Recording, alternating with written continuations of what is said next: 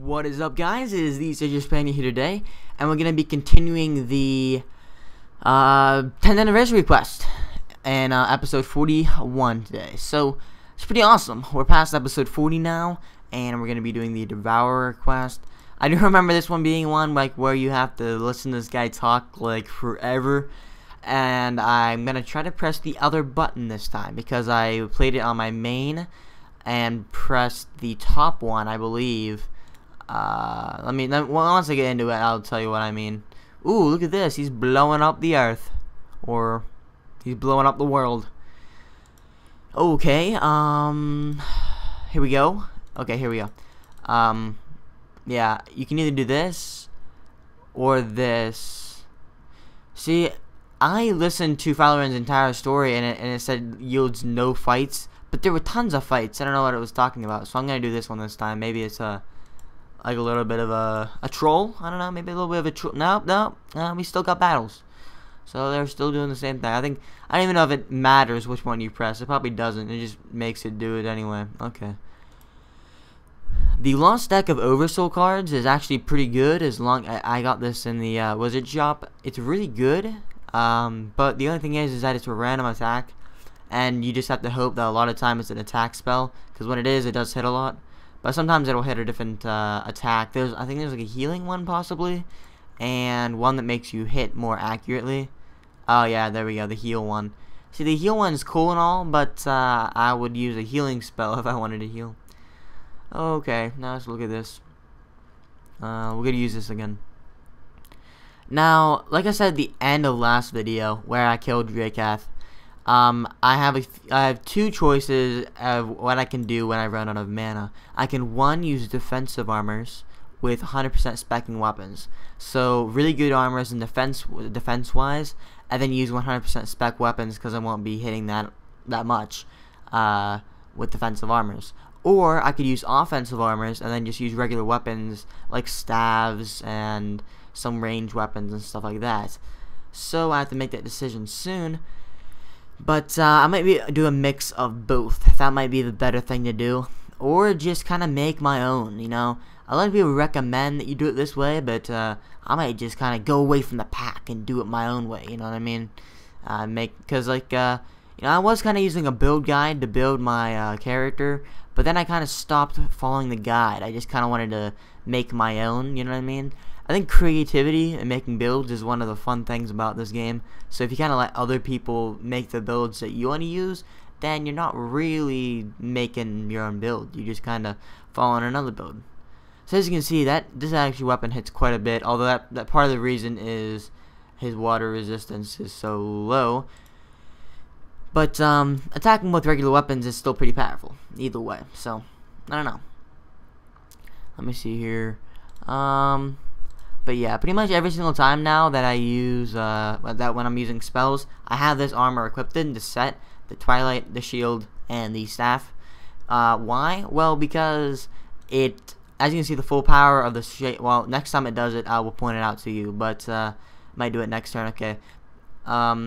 That's not what it did, but okay. But the shield itself, as you can see at the top of the screen right there, the shield does make them inaccurate with their attacks. The more they hit or whatever, the less accurate they get. So lowering the accuracy of your foe's strike. That's very helpful because it lowers their accuracy. As you could imagine, it's very, very helpful. So that helps me out a lot. And then every once in a while, at the top of the screen, you'll see that you fade into the shadows. And what that does is it's an automatic block of that attack. Now it's not the whole turn of attacks, it's just that one attack. So if the monster does multiple attacks, it kinda sucks. But even if the enemy doesn't do multiple attacks, it's still pretty useful. So well, even if the enemy does do multiple attacks, I mean, so even if they do hit 2 times, you can block one of them, which blocking one attack might not seem like a lot, but sometimes it actually does do quite a bit. I think I'm just going to kill this guy with this staff I have equipped right now. And the weird thing is this actually is a ranged weapon, but it doesn't matter because I have dexterity and I have intellect. So right now my build is going to be, I have a couple things planned out. Like I said, I'm kind of going on my own build here. I think I'm going to get my intellect to about 140 possibly, then get my dexterity up. or I might level up my dexterity to 115 and then get my intellect to 140, and then I'm gonna get my, I don't know, probably my endurance maybe about 30 or something like that. I'm not completely sure about my build yet, so I'm kind of going with the flow right now, seeing what's good, seeing what's bad, and you know, a little bit more health wouldn't be bad, but I think the MP would really help. That's why I might just, I'm thinking about literally just going all intellect right now. What I mean by that is maxing out my intellect before doing anything else. The only problem I can foresee with, what was that? The heck? My spell did something. Did my spell use the afraid thing? So it's like, I think my spell did the afraid thing, so like 80% chance of not hitting or something. Yeah, no, controlled, 70% chance each round of striking self instead of opponent. That's actually pretty cool. Although I don't know if it's worth the MP. See, I like the attack thing of the Oversoul cards, but the control thing is kind of cool. I want to see if he actually does hit himself. I want to see this next turn. Self damage 13. Yeah, so it's kind of useful. Like, the useful thing there is that they don't attack you, and although they don't hit very much on themselves, they're not hitting you. So I think that's like the biggest plus right there. They just don't hit you. I'm gonna use this spell now because that Oversoul thing is kind of like a luck of the draw, basically.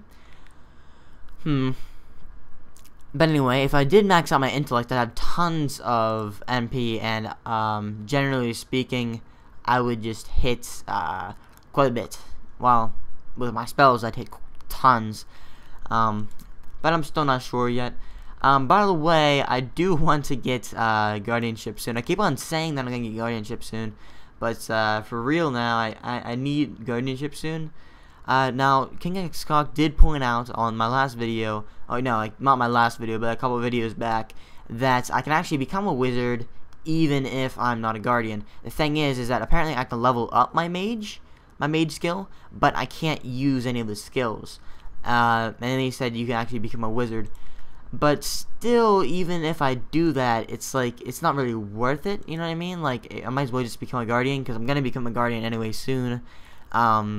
And I don't know, I mean, I guess it would like make my spells cost less MP, but right now I'm trying to move away from all these wizard robes.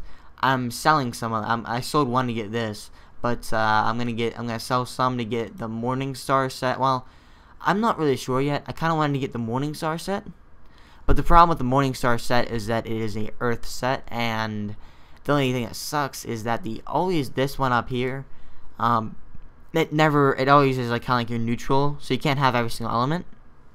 However, in the case that I'm a guardian, I can change my Ultra Guardian plate that I'll have to an element. So whatever element I don't have a good armor for, so maybe like, I'm trying to think here, possibly water or ice. Oh no, ice is actually going to be from this. If you didn't know, you can actually get a really good ice set from doing the 10th anniversary quest. And if you do the bonus quest at the end, you get an even better set. I don't know. I'll probably have to figure it out and then elementize my guardian armor according to that, so that I can get an earth armor, because, or anything else, pretty much. I'll have one of each element, so that should be pretty awesome. And I know right now, actually, for water, what I'm gonna do, if you don't know this little trick, the Petasnide transformation misc item, it's called the Petasnide. Pretty sure it's a misc item, but it's also an armor, so you use it and it's an armor, and you can have an extra armor slot. So what I can do there is get an offensive armor. Offensive armor is just like hit tons. This would be like I think the Asgardian Steed, I think it's called, and a couple other ones that are really high hitter armors.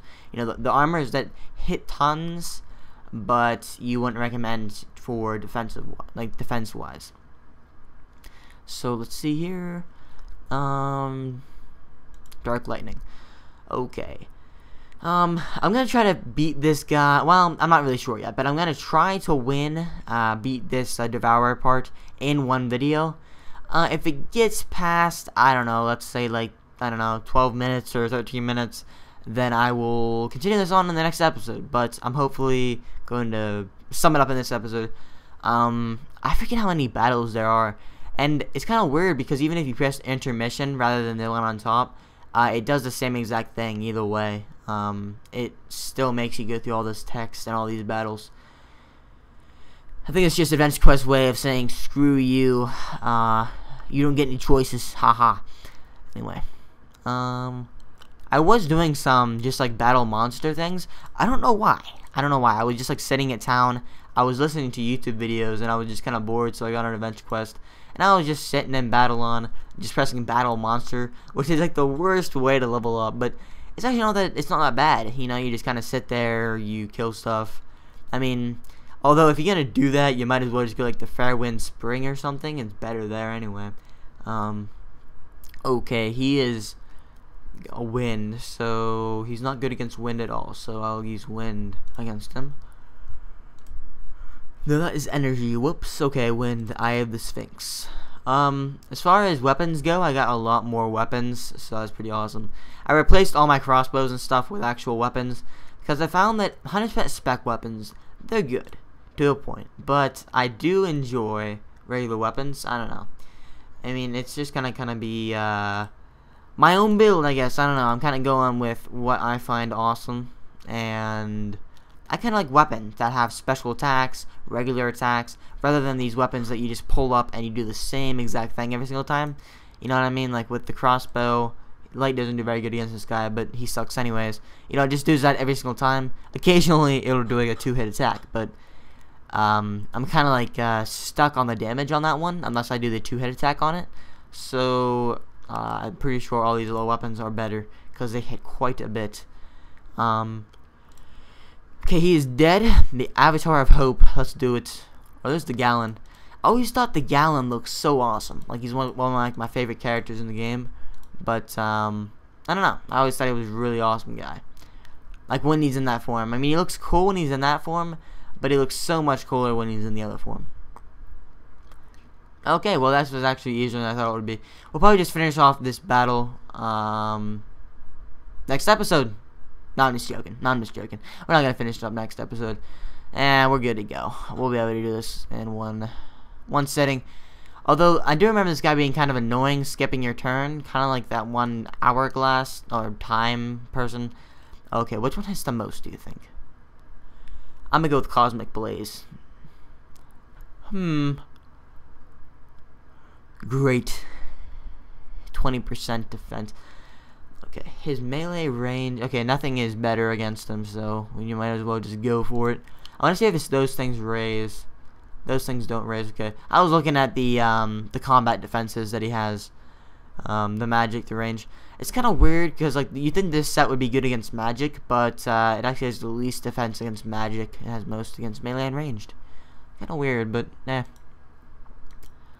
Soon here I'll be buying a house. I think I can actually buy a house right now. I'm not sure. I think it costs 250 Z tokens. So I'll be buying a house here soon.